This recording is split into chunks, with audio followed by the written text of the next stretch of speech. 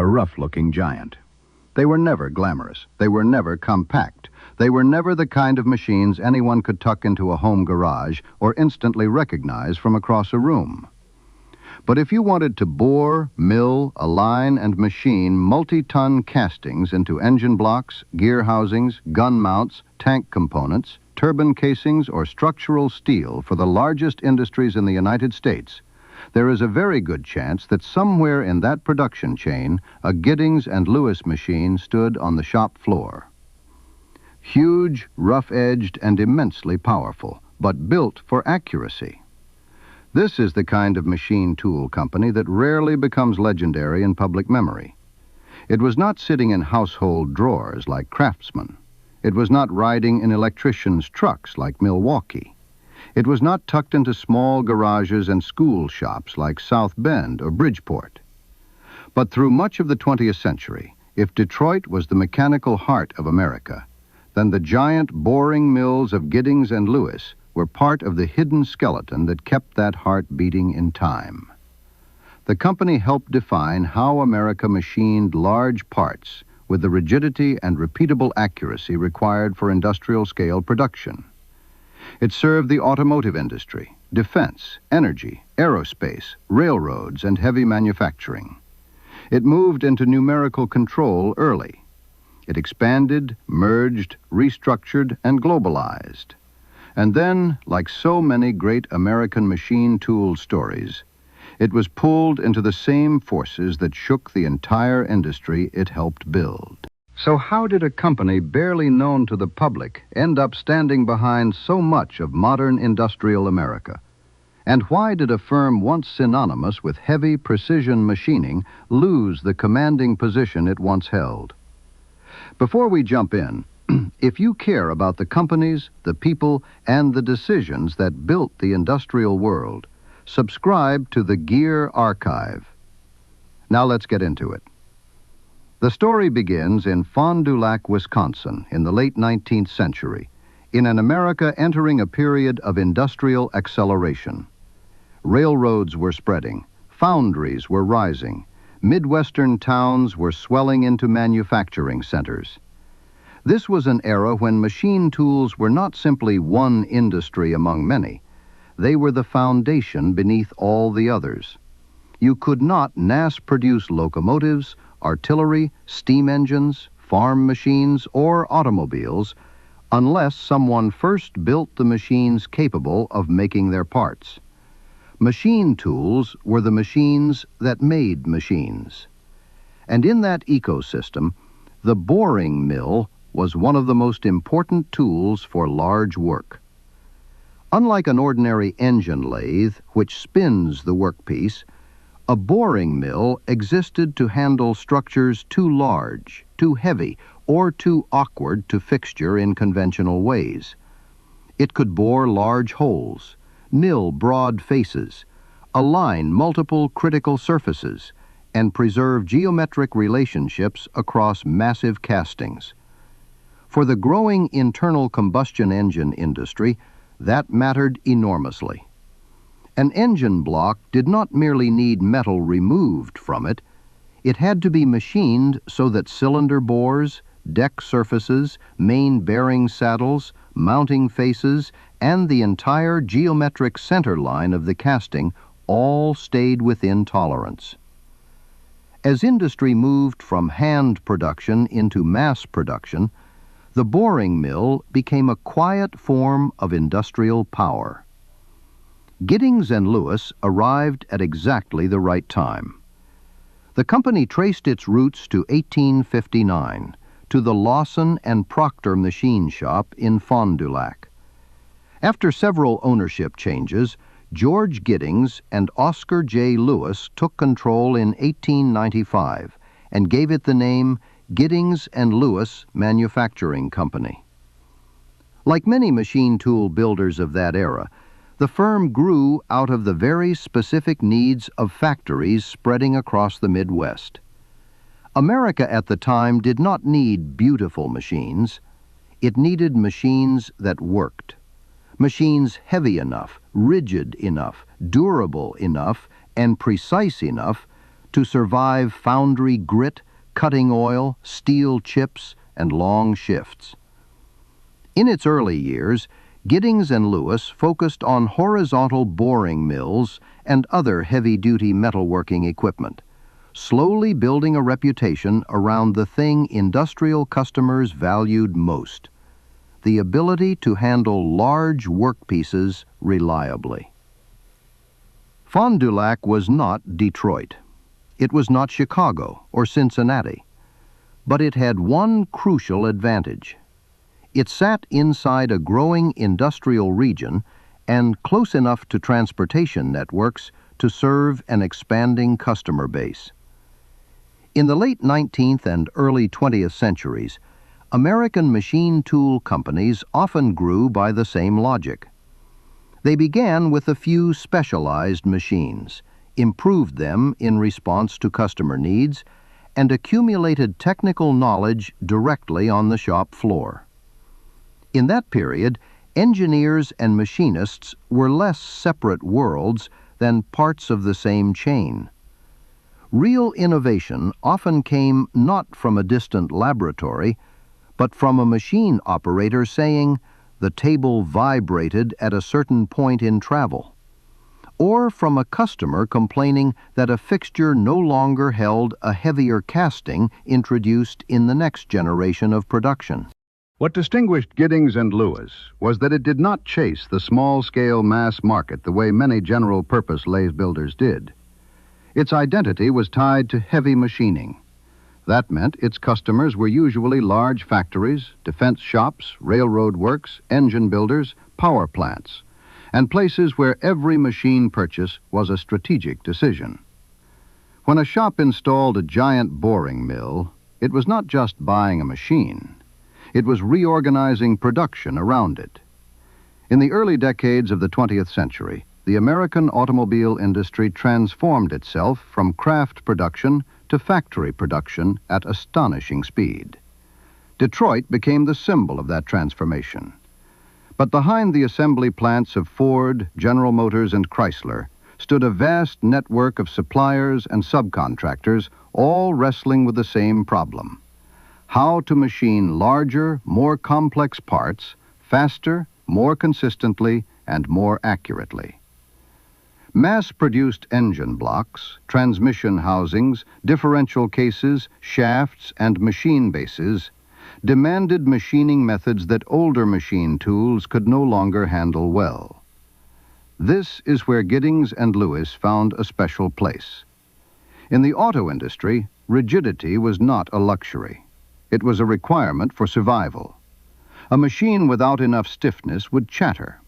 Chatter damaged finishes, destroyed cutters, shifted bores, shortened bearing life, created part-to-part variation, and eventually undermined the whole logic of interchangeable mass production. The larger the casting, the worse the problem became. Giddings and Lewis understood that if a machine was going to be accurate at large scale, it had to be heavy. Its structure had to be sound. Its table had to remain stable. Its spindle had to carry load without complaint. Its feed systems had to deliver force smoothly. That sounds obvious today. In the early 20th century, every one of those improvements was a real competitive advantage. When the First World War began, demand for American machine tools rose sharply. Industrial war did not just require steel and explosives. It required the machines that made them. Many American machine builders expanded under military orders, and Giddings and Lewis moved in that same current. The war years and the immediate post-war years increased plant capacity, widened the customer base, and, just as importantly, imposed technical pressure. When military contractors demanded higher output, larger parts, and more dependable precision, machine tool builders had to improve. By the 1920s, American industrial production was booming. Automobiles became a giant industry. Tractors, industrial engines, mining equipment, turbines, and heavy electrical machinery all expanded. For Giddings and Lewis, this was the period when the boring mill stopped being just a specialized machine for a few difficult operations and became central to a larger production logic. The company developed horizontal boring mills and later larger machining systems for customers who needed to process workpieces beyond the reach of ordinary machine tools. That also explains why the name Giddings and Lewis never entered everyday life in the way Bridgeport or Craftsman did. A Bridgeport could appear in a trade school, a small fab shop, or a garage. A Craftsman wrench might sit in millions of homes. But a boring mill weighing tens of tons, occupying a dedicated concrete foundation and requiring overhead cranes to install, belongs to another world entirely, the world of foundational industry. It was invisible to consumers, but indispensable to the manufacturing economy. Then the Great Depression hit. After 1929, the American machine tool industry was struck as hard as most capital equipment industries. When the economy contracted, factories stopped buying new machines. They stretched the life of old equipment, delayed investments, and cut staff. For companies like Giddings and Lewis, it was a survival test.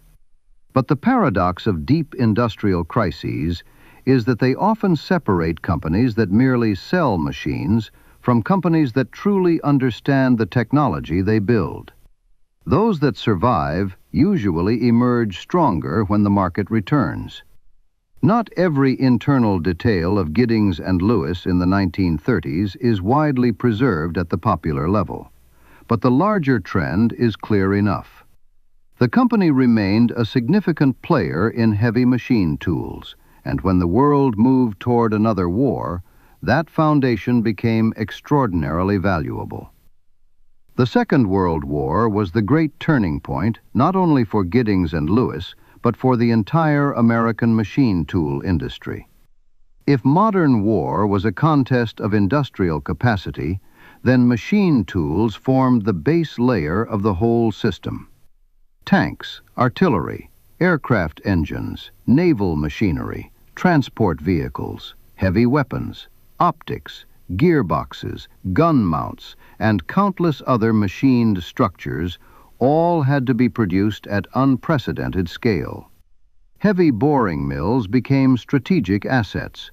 They could process gun structures, large assemblies, and components where even a small error could become catastrophic in combat. During the war, America's big machine tool plants ran almost continuously. Giddings and Lewis contributed to that war production ecosystem by supplying equipment to defense plants and war contractors. These heavy machines were not the kind of tools you could multiply quickly. Each one represented major investment in material, machining, assembly, and alignment. But once set onto a factory floor, they created production capacity that was extremely difficult to replace. It is no accident that many histories of American industry treat the great generation of heavy boring mills and machining centers from this era as the real backbone of wartime manufacturing. After the war, like many machine tool builders, Giddings and Lewis faced the problem of conversion. The government sold off huge volumes of surplus equipment. Civilian plants could often buy used wartime machines far more cheaply than ordering new ones. To keep selling, machine builders had to prove that new equipment was significantly better, faster, stiffer, more automated, and more suited to post-war production. That was also the environment in which numerical control began to appear. In the late 1940s, and especially through the 1950s, the idea of controlling tool motion through digital data moved gradually from experiment to industrial reality. The history of NC, and later CNC, is often told through names like MIT, Parsons, or the makers of electronic control systems. But for numerical control to change industry in a meaningful way, it had to be mounted on machines with enough mechanical quality to justify it. Numerical control could not rescue a weak machine. It could only make its errors repeat faster. That gave mechanically strong firms like Giddings and Lewis a natural advantage as the new era began. One reason the company remains important in machine tool history is that it moved early to apply NC and later CNC to heavy machine tools. That mattered because Giddings and Lewis was not just a heavy iron builder. It was one of the American firms that seriously pushed numerical control into the world of large part machining. And that was no small challenge. CNC on a small machine was difficult enough. CNC on a massive machine with long travels, enormous moving masses, and demands for straightness, squareness, thermal compensation, and vibration control on an industrial scale was another level entirely. At that size, error came not only from screws or servos, but from structural deflection, shop temperature, foundation behavior, and the sheer inertia of cast iron and steel. By the 1950s and 1960s, American industry had reached colossal scale. The auto industry surged. Cold War defense spending remained high. Aerospace expanded. The energy sector demanded larger turbines and heavier equipment. Factories increasingly wanted to rely less on pure manual skill and more on repeatable systems. This was the period when Giddings and Lewis was not just selling machines, it was selling production capability at the system level. A large boring mill or machining center did more than cut metal. It determined what kinds of parts a plant could make, how large they could be, how often they had to be moved, how many setups they required, and how integrated different operations could become. In the second half of the 20th century, Giddings and Lewis gradually expanded beyond the image of a traditional boring mill builder. The company moved more aggressively into machining centers, automation, and integrated manufacturing solutions. That reflected a broader truth in the machine tool business. Customers were no longer just buying cast iron and spindles. They were buying cycle time, repeatability, tool-changing capability, automation, and ultimately, the cost savings delivered on each finished part. But this was also where a major contradiction began to appear. Giddings and Lewis was strongest where machines had to be large, rigid, durable, and capable of doing things general-purpose tools could not. Yet, as the industry moved deeper into CNC and flexible manufacturing, the market increasingly rewarded companies that could standardize, electrify, and shorten delivery times. In other words, the beauty of heavy iron no longer translated automatically into profit, especially once foreign competition entered the field.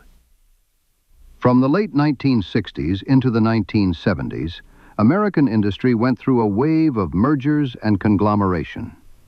Many old machine tool firms were acquired, restructured, or folded into larger corporate systems. Giddings and Lewis was no exception. It gradually shifted from the image of an old-style independent builder into a piece of a more complex corporate structure. That brought capital, scale, and broader market access. But it also introduced a familiar risk in American industrial history. Once strategic decisions move too far from the factory floor, machine tools can start to look like cyclical revenue streams instead of technical capabilities that need long-term care. Even so, for many decades, Giddings and Lewis remained a major name in heavy machining. It was known for horizontal boring mills, large machining centers, and later systems for engine blocks, automotive structures, defense components, and energy equipment. What did that mean for Detroit? It meant that engine and drivetrain plants did not rely only on their famous assembly lines. They relied on a network of machine tools capable of accurately machining the biggest and most critical parts before assembly even began. If Ford symbolized the assembly line, then companies like Giddings and Lewis symbolized the stage before the line existed at all, the stage where components were made accurate enough for the line to function. That does not mean Giddings and Lewis alone built Detroit. That would oversimplify the history. Detroit was built by a giant industrial ecosystem that included foundries, machine tool companies, cutting tool makers, bearing suppliers, engine manufacturers, steel companies, railroads, electric utilities, trade schools, and hundreds of other firms. But within that ecosystem, Giddings and Lewis was one of the key names in large part machining. And because it lived at the foundational layer of production, it was easier for public memory to forget. By the 1970s, the world Giddings and Lewis had helped dominate was changing faster. Oil shocks, global competition, cost pressure, and technological shifts put the entire American machine tool industry under strain. But the hardest blow came from Japan and later from other Asian manufacturers. Companies like Mazak, Moriseki, Okuma, and others developed a formidable model. More standardized CNC machines, strong reliability, capable controls, and shorter delivery times. They did not always build the most monumental machines in the old American sense, but they built machines good enough for most work, with consistency the market strongly preferred. For American builders focused on large machines, that created a difficult problem. They possessed deep mechanical knowledge, but often operated inside higher cost structures, longer development cycles, and engineering cultures that could be slow to embrace standardization. A giant custom boring mill designed to last decades was a remarkable technical achievement. But for many industrial customers, a machine that was good enough, easier to integrate, quicker to ship, and more competitively priced was simply more attractive. The gap between the excellent machine and the economically right machine is where many American builders weakened. Giddings and Lewis did not collapse overnight. The company continued to innovate, continued to compete, and remained active in sectors requiring heavy precision machining. Its role in early CNC and machining centers for large workpieces still earns respect among engineers and machinists. But market conditions had changed. Labor costs, corporate structures, shareholder pressure, industrial investment cycles, and global shifts made life difficult even for companies with real technical depth. Another thing that matters here is the cyclical nature of the machine tool business itself. This industry is always stretched between two extremes.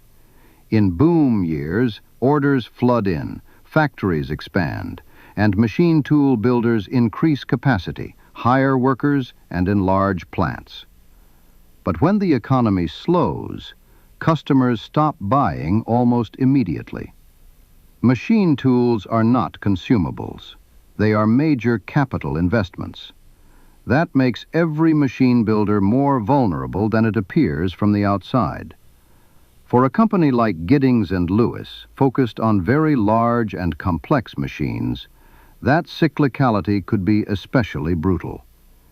In the later decades of the 20th century, the company became tied to larger ownership structures and corporate reorganizations, eventually existing within broader business arrangements involving Giddings and Lewis itself, Cross and Trecker, and other deals across the American machine tool sector.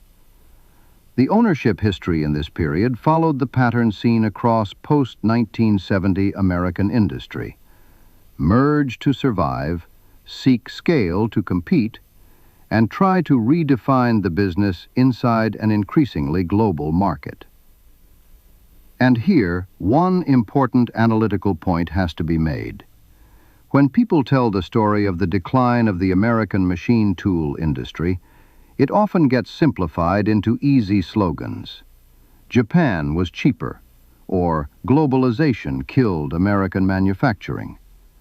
Those explanations are not entirely wrong. They are just incomplete. The deeper issue was that many American firms had been built in an era when pure mechanical engineering was the core of competitive advantage. But from the mid-20th century onward, that advantage depended more and more on electronics, control software, standardized manufacturing, global supply chains, and worldwide service support. Companies that failed to shift fast enough lost ground even when their machine structures remained excellent. Giddings and Lewis is a perfect example of that paradox. It understood rigidity. It understood large part machining. It understood boring, milling, alignment, and geometric precision on an industrial scale.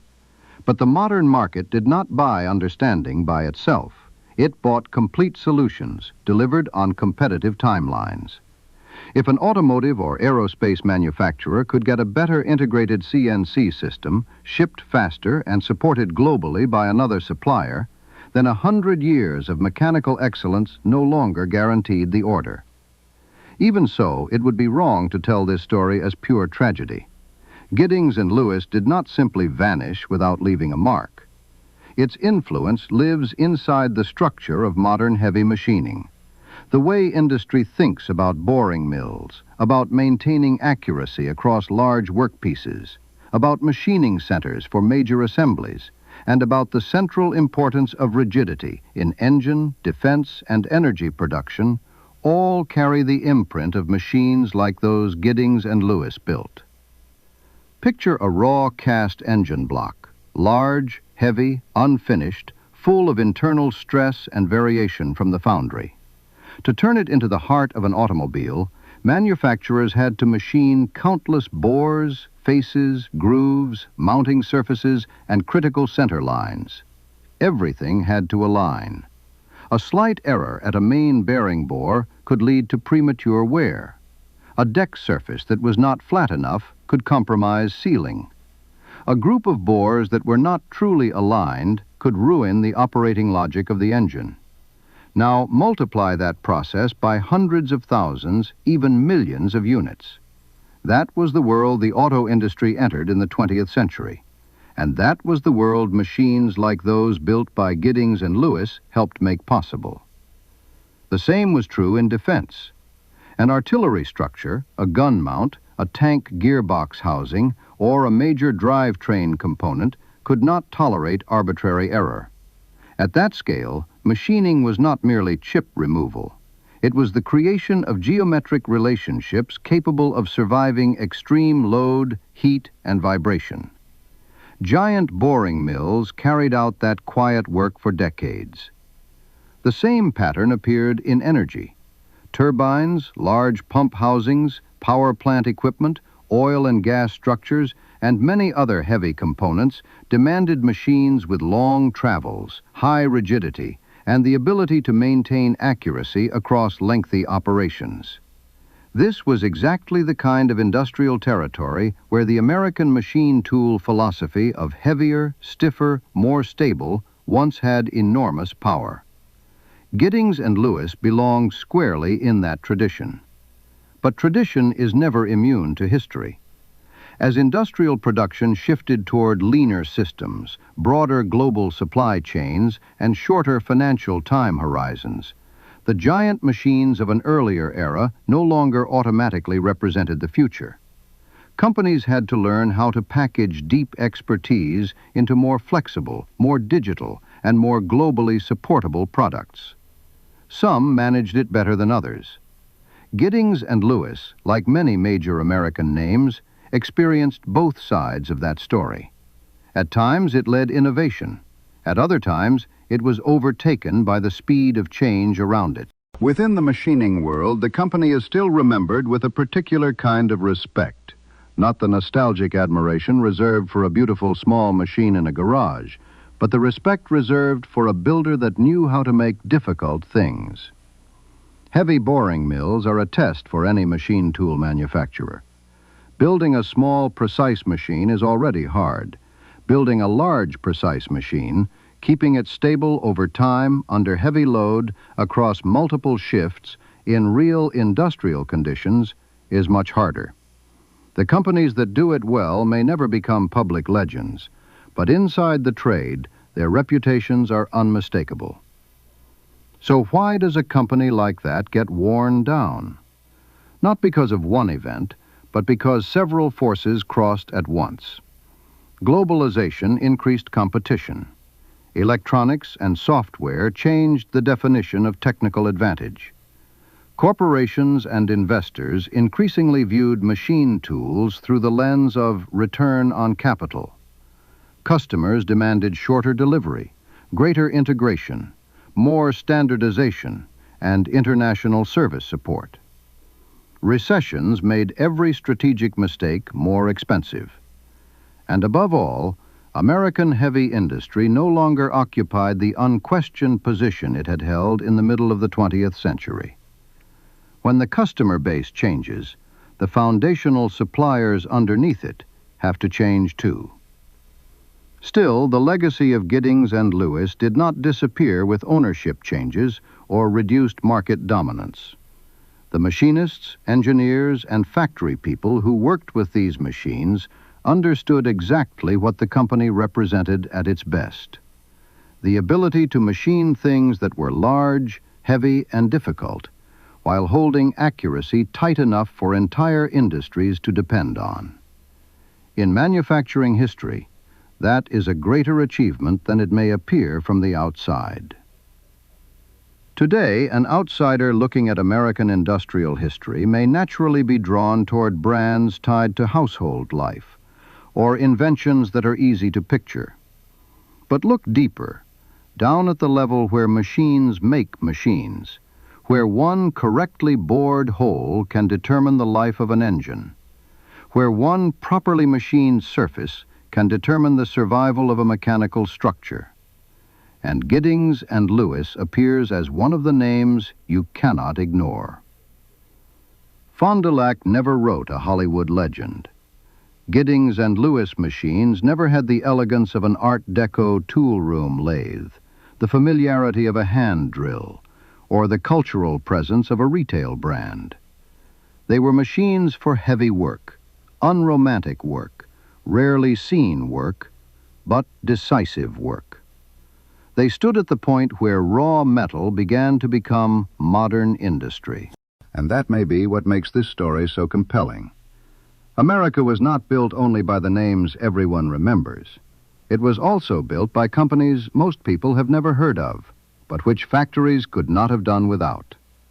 Giddings and Lewis was one of those companies. It did not just build boring mills. It helped define the manufacturing capability of a nation in the era when America believed that anything bigger, faster, and more powerful could be made on its own soil. In the end, the company's fate reflects the broader fate of the American machine tool industry itself. Absolute confidence gave way to innovation. Innovation gave way to global pressure. And global pressure gave way to endless restructuring. This is not the story of a simple failure. It is the story of an industry that once sat at the center of the industrial world, and then had to learn how to survive after that power became far more dispersed. If Bridgeport taught America how to mill by hand, and South Bend taught it how to turn metal in schools and garages, then Giddings and Lewis stood behind things much larger: engine blocks, military hardware, drivetrain systems, turbines, and the structures a true industrial nation cannot do without. It helped build Detroit. It helped arm the United States. It helped modernize factories. And then it was eroded by the very age of speed, electronics, and globalization that it had helped make possible. But giant machines rarely disappear entirely from industrial memory. They leave behind methods, standards, design philosophies, and a particular respect for rigidity and accuracy at large scale. Those things outlive acquisitions, reorganizations, and market cycles. Giddings and Lewis may no longer be a familiar name to the general public, But in the history of the machines that built American industry, it remains one of the heaviest names of all. And that may be the finest paradox in industrial history. Sometimes the most important companies are the ones few people ever see. If you enjoyed this video, like, subscribe to the Gear Archive, and leave a comment with your thoughts. Thanks for watching, and I'll see you in the next one.